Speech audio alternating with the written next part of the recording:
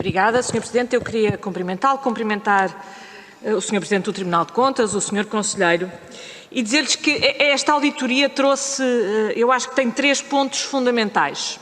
Um tem a ver com o caráter público ou não público do financiamento em causa, e eu acho que aqui o Tribunal de Contas vem dizer aquilo que é óbvio e que já todos sabíamos, é que estamos perante financiamento público, pois como poderia não ser assim? Em segundo lugar, ela é muito relevante porque vem afastar a cortina de fumo da complexidade do mecanismo de capital contingente e, em terceiro lugar, traz 2 factos que, não sendo novos, são relevantes. Um tem a ver com o mecanismo de capital backstop, que não é novo, mas faz o seu cálculo, coisa que nunca tinha aqui sido discutida, e levanta também uma questão de concorrência que aqui ainda ninguém falou e que me parece particularmente relevante. Eu queria começar do início, porque foi muito dito que a principal conclusão desta auditoria é que foi salvaguardada a estabilidade do sistema financeiro. Vamos lá ver. Aquilo que tem que se avaliar é se a estabilidade do sistema financeiro foi salvaguardada ao mínimo custo possível para o erário público. Essa é que é a pergunta fundamental. E era isso que eu gostava, não lhe vou fazer, enfim, muitos responsáveis políticos ao longo do tempo foram dizendo que não haveria consequências para os contribuintes, o mecanismo de resolução foi desenhado para que isto acontecesse, a situação do banco tornou impossível que isto acontecesse.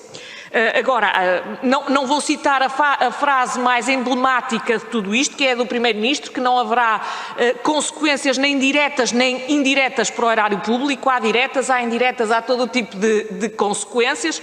Não deixa de ser curioso que não haja sequer uma explicação da parte do Sr. Primeiro-Ministro. Talvez hoje à tarde seja possível explicar o que é que tinha na cabeça quando disse isto. Mas mais do que essa questão política que é para tratar com ele, eu gostava de entender até que ponto é que foi salvaguardado o erário público e que as decisões tomadas foram ao mínimo custo possível. Isso leva-me à minha segunda pergunta, que tem a ver com o mecanismo de capital contingente. E a primeira pergunta que eu gostava de fazer é se o Tribunal de Contas consegue explicar porque é que este mecanismo é tão opaco e é tão complicado, ou seja, tal como já aqui explicou, é quase impossível de perceber, é preciso uma análise muito, muito profunda para perceber como é que o mecanismo funciona. E isto, porque é que eu pergunto isto? Porque eu acho que esta complexidade é propositada, e é propositada para que não fosse óbvio logo ao início aquilo que me parece óbvio, é que este mecanismo foi desenhado para ser utilizado.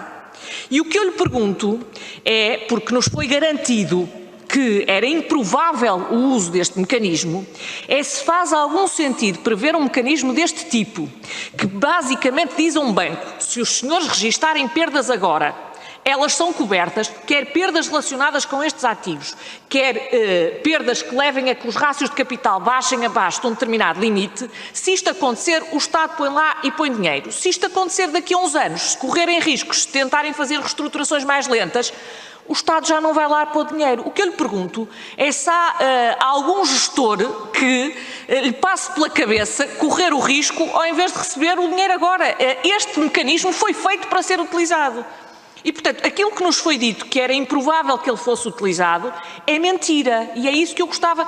E a opacidade, a enorme opacidade com que ele foi feito, ainda ontem descobrimos que um dos assessores financeiros do Banco de Portugal, que estava a assessorar nesta matéria, é agora administrador do dono do novo banco escolhido pela Lone Star. E, portanto, também do ponto de vista, porque também analisou isso, de conflitos de interesses, se nós não estamos aqui perante uma situação que parece uma cortina de fumo em que nós vamos tirando aos bocadinhos as coisas para perceber. E depois, do ponto de vista de descobertas novas. O capital backstop não é uma descoberta nova. Aliás, o CDS já tinha pedido logo na altura, quando foi conhecida a decisão da Comissão Europeia, ao Sr. Ministro das Finanças que viesse aqui explicar, que disse que isto era a coisa mais natural do mundo, que nunca iria ser utilizado. Ora, como ele também disse o mesmo do mecanismo de capitalização contingente, eu temo o pior. Mas já explicou aqui como é que chegou aos 1.600 milhões de euros. Eu gostava de perceber se era possível ter chegado a esse número antes e se lhe parece que as entidades públicas o deviam ter dito com transparência e tê-lo, aliás, inscrito de maneira transparente. E, em segundo lugar, eu gostava de fazer uma pergunta em relação aos parágrafos 111 e 112. O Tribunal de Contas fala numa carta que o Banco de Portugal mandou ao Sr. Ministro das Finanças que o Governo é o decisor último. Isso é uma das coisas que está bem explícita no relatório do Tribunal de Contas. O Governo é que é o decisor e é o decisor último. E disse ao Governo, aconselhava a escolha da Lone Star, mas aconselhava também a que fosse negociado com a Lone Star que aquelas cláusulas que estavam a ser negociadas que fossem propostas a outros concorrentes e a outros interessados para se perceber se haveria alguém, depois de conhecidas aquelas condições, se havia alguém disposto a exigir menos ou a pôr mais dinheiro no banco ou a ter um processo concorrencial. E o Tribunal de Contas diz que não encontra vestígio desta negociação ter sido feita. Eu gostava de saber o que nos pode dizer mais, porque isto é crucial. Isto tem a ver com ser opaco ou ser concorrencial. Muito obrigada. Muito obrigado, Sra. Deputada Cecília Meireles. A palavra ao Sr. Presidente do Tribunal de Contas, Sr. Deputado José Tavares. Faço favor. Muito obrigado, Sra. Deputada Cecília Meireles. Realmente levanta algumas questões que são muito importantes, evidentemente. Começou por fazer alguns comentários de concordância com algumas afirmações do Tribunal de Contas, nomeadamente sobre a natureza do financiamento. A Sra. Deputada põe várias questões, depois também gostaria que o Sr. Conselheiro Relator complementasse, mas a Sra. Deputada pergunta em primeiro lugar se a estabilidade do sistema financeiro foi salvaguardada ao mínimo custo possível. Eu diria que, enfim, segundo o nosso relatório, que a estabilidade do sistema financeiro foi conseguida de acordo com a execução do contrato, tal como foi celebrado com todas as suas cláusulas, não é? E que foi executado até hoje. Mecanismo de capital contingente, porque aqui é tão opaco? Pergunta a senhora Conselheira. Enfim, eu devo dizer que se fosse o autor da feitura deste contrato, gostaria de o fazer de uma forma mais clara, não é? Sem dúvida nenhuma.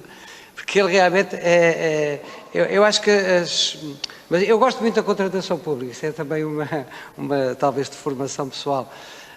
Penso que as cláusulas dos contratos devem ser bem claras. Foi por isso que também, logo no início, referi que temos de extrair lições deste caso, não só para futuros casos semelhantes, mas para todos os casos de contratação pública, não é?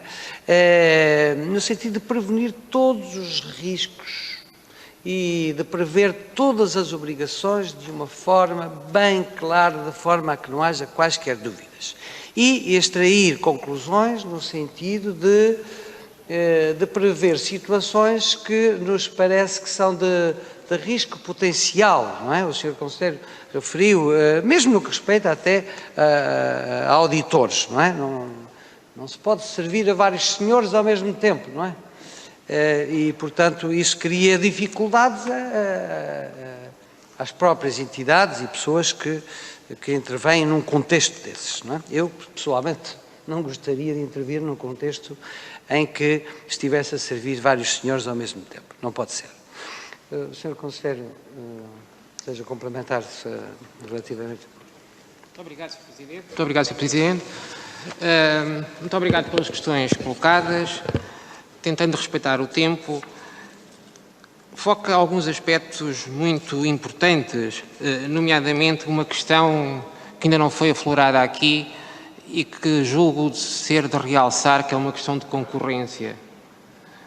É que a estabilidade do sistema financeiro, como sabemos, não consta apenas ou não consiste apenas em salvar um banco, como próprio, enfim, o tema diz, consiste em manter os bancos saudáveis.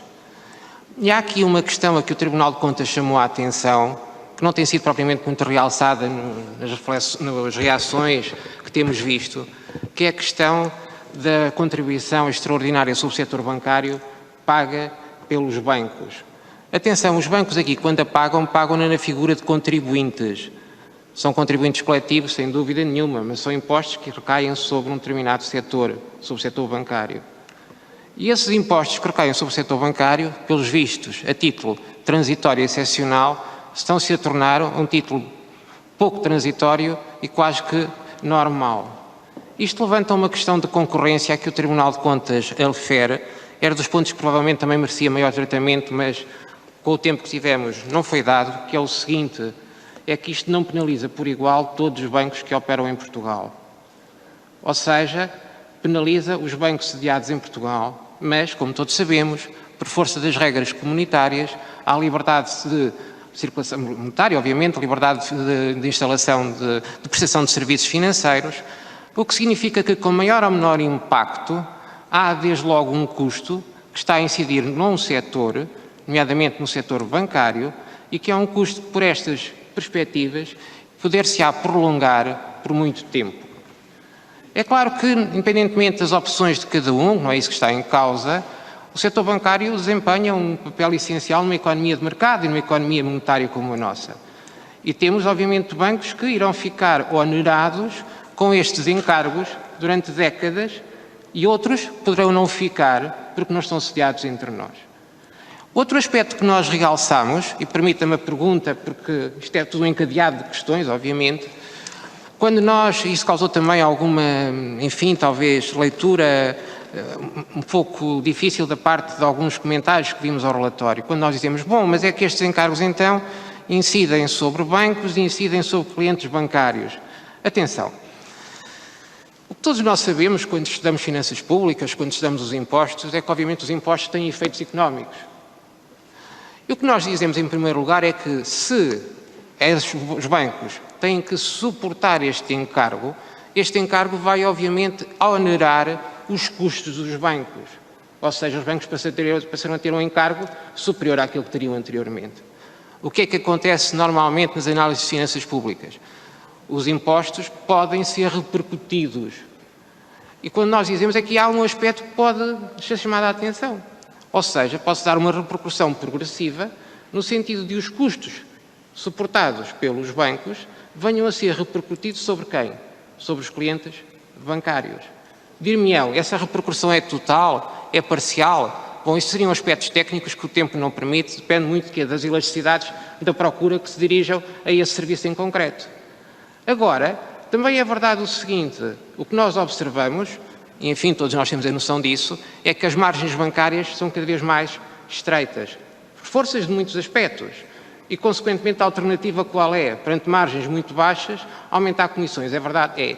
Mas, obviamente, que a partir do momento em que há custos acrescidos que podem ser repercutidos, nós chamamos a atenção, dizendo que, atenção, os bancos são contribuintes, ponto 1. E, consequentemente, isto é uma carga fiscal. Ponto 2. Em finanças públicas sabemos que os impostos, aliás, a maioria deles, podem ser repercutidos de várias formas. E uma é repercutir sobre o cliente. Obviamente, isso implica um acréscimo de comissões. Porquê é que eu acho que isto é grave? Dir-me-ão, se isto é numa situação de resgate transitória, passageira, agora estamos a falar de um processo que poderá demorar décadas. E estamos a falar de um setor que, numa economia de mercado, monetária, com todas as características que conhecemos, é um setor vital. Tão vital que justificou injetar estes milhões todos num banco que estava a cair. Bom, mas entretanto, é terrível esta questão toda do tempo. A salvaguarda, nomeadamente, do sistema financeiro, se foi o mínimo custo possível ou não. Há aqui um aspecto que eu tenho alguma dificuldade de explicar no sentido das palavras. É que os 3,89 eram apontados como o máximo no início, não é? E agora, de um momento para o outro, nós ficamos a ver que afinal é o mínimo.